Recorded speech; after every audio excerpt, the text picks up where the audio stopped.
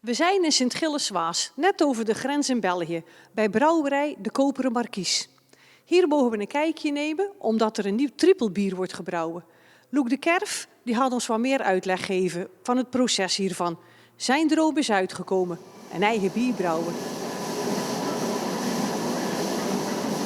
We zijn hier bij brouwerij De Musketiers in Sint-Gilles-Waas, waar onze heerlijke Ter Hagen trippel gebrouwen wordt. We gaan nu kijken naar het productieproces. U ziet hier naast mij dat daar alle mout binnenkomt. Dat kan zowel tarwe, gerst, haver en hop dingen zijn. Dat wordt gemalen en dat gaat naar een grote ketel die we zo zullen zien, waar alles bij elkaar komt. De volgende stap is het maïsen. Dat wil zeggen dat alle graansoorten die we daarbij hebben, 11 verschillende mouten, exact zijn bij elkaar gebracht in de juiste samenstelling. Dan komen ze hier achter mij in die ketel, komt water bij en dat gaan we verwarmen in bepaalde temperaturen met eventueel de kruiden erbij en ook is die nodig de hop die daarbij komt. Nou, dat gaat een aantal stappen. Later gaan we dat filteren. Dat doen we hiernaast. Dat wil zeggen dat we alle brokjes en alle onreinheden die niet in het bier horen, om het goed zichtbaar te houden, dat we die daaruit gaan filteren. Dat gebeurt hiernaast.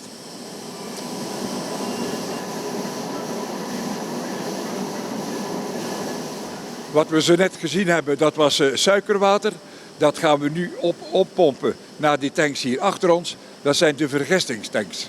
Wat doen we daar? Dan gaan we gist toevoegen aan het suikerwater.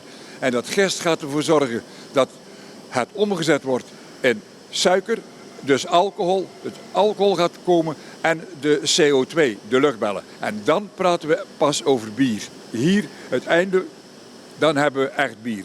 Van suikerwater naar vergist bier.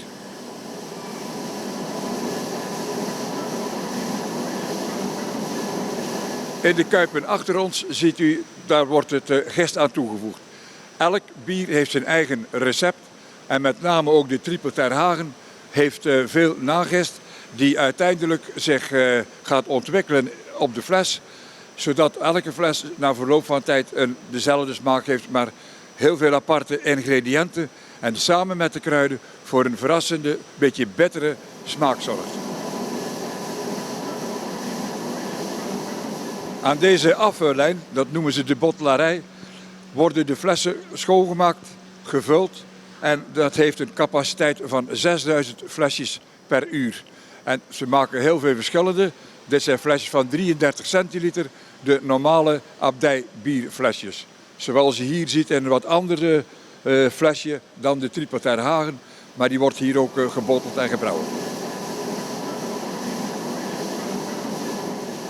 Naast de flessen die hier gebotteld worden, bestaat ook de mogelijkheid voor flessen van 75 centiliter naast de 33.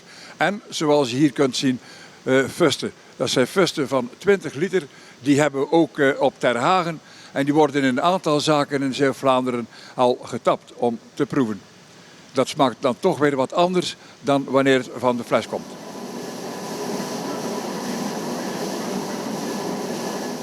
We hebben net het proces van het bierbrouwen gezien. Nu zijn we in het gemeenschapscentrum De Vlasaard op Koewacht. Vandaag wordt hier het nieuwe biertje gepresenteerd.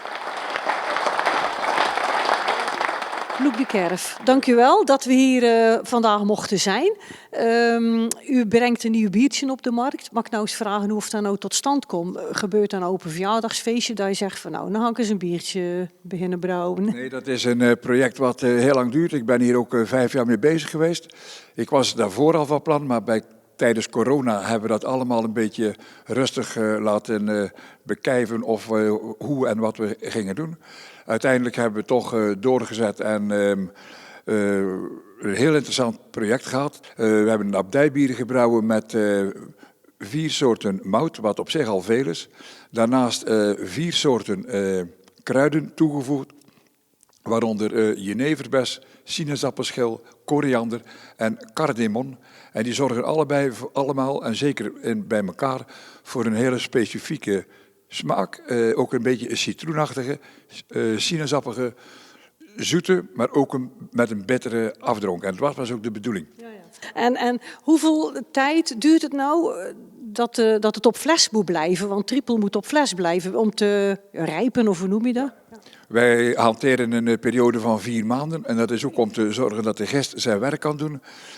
De gist die zakt onderaan in de fles. Dus als je daarna een glas of een flesje trippel uitschenkt, dan moet je dat heel beheerst doen. Dan blijft de gist eigenlijk onder in de fles. En om het goed te doen, moet je eigenlijk dan nog eens even met het allerlaatste het gist door elkaar en dan erbij kiepen. Maar dan krijg je ook toch weer een wat andere smaak. En dat is ook het mooie van bier, dat het zo heel veel nuances kent. Ja. Hoe lang is er nou aan gewerkt in totaal, van bedenken tot eindproduct? Ja, dus bijna 5 jaar overheen gegaan. Die heeft heel veel tijd gezeten in het ontwikkelen van de smaak. Weer toevoegen, weer minder, weer meer van de kruiden die we erin hebben zitten. Ja. Met hele uitgebreide vriendenpanels en mensen die gewend zijn om trippels te proeven. Gekeken wat willen we precies. We hebben erg veel aandacht besteed omdat we 8% wel een beetje het maximum vonden wat we wilden hebben. Het is tendens tegenwoordig om wat minder alcohol in het bier. En uiteindelijk heeft het ook een hele zoektocht geweest op de brouwerij, hier vlak in de buurt, omdat we met regionale producten willen werken. Dat we die gevonden hebben hier zo dicht bij OC Vlaanderen.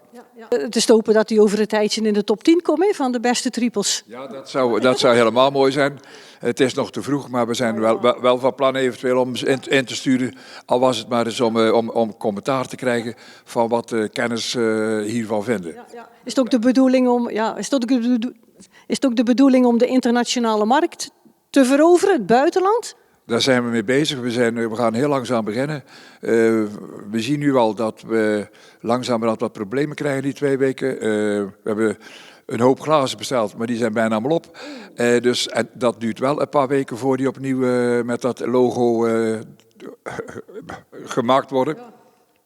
Maar we willen zeker in België, zijn we ook al aan het verkopen. Ja. Er is ook heel veel aandacht besteed aan de merchandise, zag ik, want hele mooie glazen.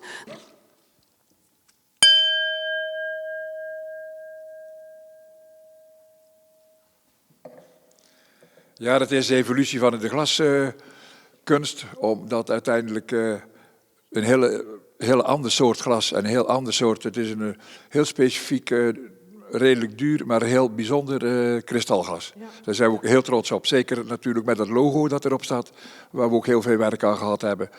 En eigenlijk heel het ontwerp van van de bierveeltjes, van de etiketten voor en achter. Ja. Dan heb ik toch ook nog een vraag, want wat drijft u nou om op uw leeftijd nog aan zo'n project te beginnen? Nou, dat is toch een stuk familietraditie. Zowel van mijn vaderskant als van mijn moederskant. Brouwers die trouwden toen met elkaar, net als vele beroepen ook in huwelijken. Hebben wij 300 jaar bier gebrouwen in Sint-Jansteen. De familie de Kerf, brouwerij De Appel. En meer dan 200 jaar op de Koewacht, de brouwerij De Drie Gezusters. Maar met dit speciale logo en de hele geschiedenis die daaraan vastzit,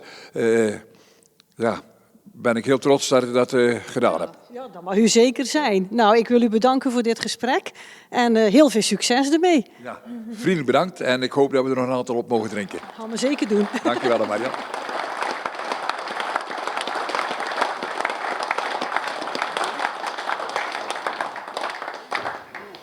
Het ziet er goed uit. De zon gaat schijnen. Dry January is bijna voorbij. En we gaan u laten proeven.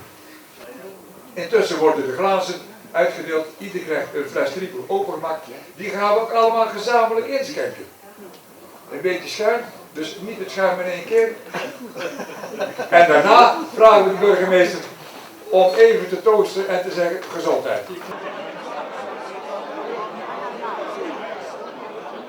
Beste Loek, op onze gezondheid, op Trippel ter Hagen en op Zeeuws-Vlaanderen. Gezondheid. Gezondheid.